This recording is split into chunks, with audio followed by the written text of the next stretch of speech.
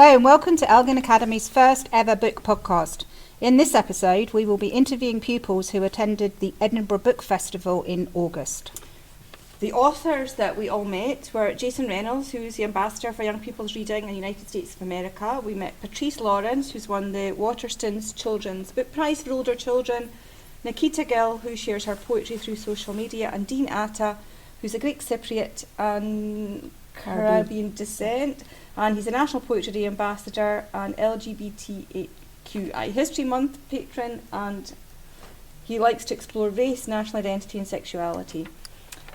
So we have pupils with us today that were at the Edinburgh Book Festival, and they're going to share their experiences with us and to tell us why you should sign up next year for this.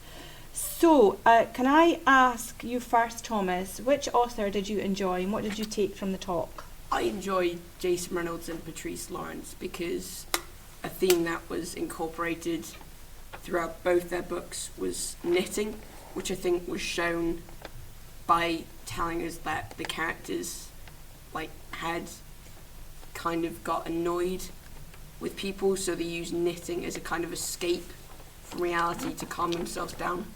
And also using black people as a main character, I think during the early 2000s and late 90s, that was less common. But I like the fact that they've incorporated it as a main character, which was really good. Were the stories themselves good? Because I know that you got free books from the events. Did you enjoy reading Jason Reynolds and Patrice Lawrence's stories? Yeah, I did. I'm not sure how to explain the story without spoiling a bit of it, but I did enjoy both books. And you would recommend them? Yeah. That's great. And Ada, which author did you particularly enjoy and I really like Dean Atta because he seems like a really nice person, and his books kind of followed the kind of teenage experience and first loves, and it was sort of stuff that us as teenagers could relate to. And he's a really nice person. He was a nice person. He is a nice person. And Joshua, which author did you enjoy? Nikita Gill, because she talked a lot about what it's like to be a child and a teenager, and I found it very true, a lot of it. I also really liked the poems she wrote and the illustrations she drew. Yeah, and her poetry collections, in fact, all the authors' books are available to look at and borrow and read in the library.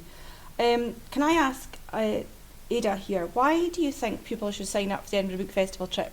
I think people should sign up because it's a great experience. You meet all these authors and you get a couple days off school and you get to hang about with your friends and explore Edinburgh, and it's really good fun. Great. And Joshua, why do you think people should go on this trip? It's really, you get a lot stronger bonds with people you know and meet a lot of people you didn't know, and it's just really nice to meet new people. Great. And Thomas?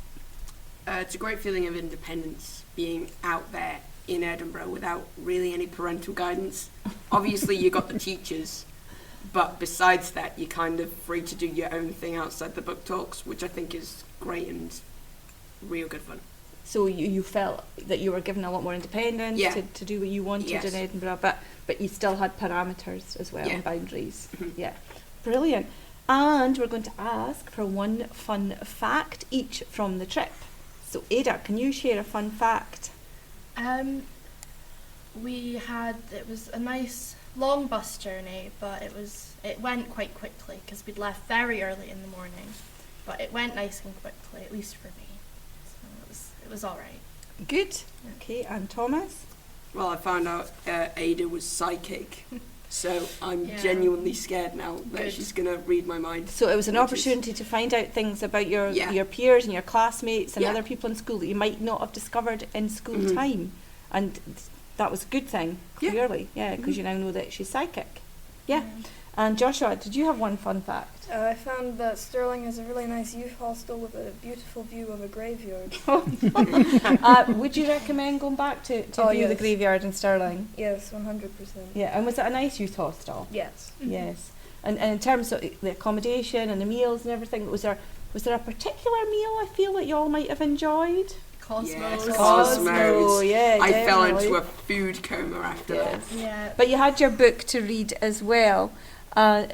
And so what about the whole feeling of being in Edinburgh itself? Like, you know, there was the book festival was part of it, but the whole festival was going on in Edinburgh at the same time. I loved it. I just like being in Edinburgh anyway, but it was lovely because there were so many different people, and even just walking down Princes Street, because it's Edinburgh and the festival was on as well, then there's so many different cultures and languages that you can hear, and it's just, and it's like there's so many pretty buildings, and it's just nice to be in Edinburgh. Yeah, and what about you boys? Did you feel similar about being in Edinburgh? Yeah. Yeah. Yeah. I think Edinburgh's like one of the founding cities of Scottish kind of culture, and you can really see that in all the buildings and just the surrounding. It's Yeah, just beautiful really, city, yeah, isn't yeah, it? And we did quite a lot of walking and exploring, didn't we? Mhm. And what about the part on the Royal Mile where we walked up and saw all the different acts and things? It was That quite was fun. good. It was yeah. good, wasn't it? Yeah. Well, I think you guys have sold it completely for next year's participants. And if you want to sign up for the trip, sign up next April and May for going in August.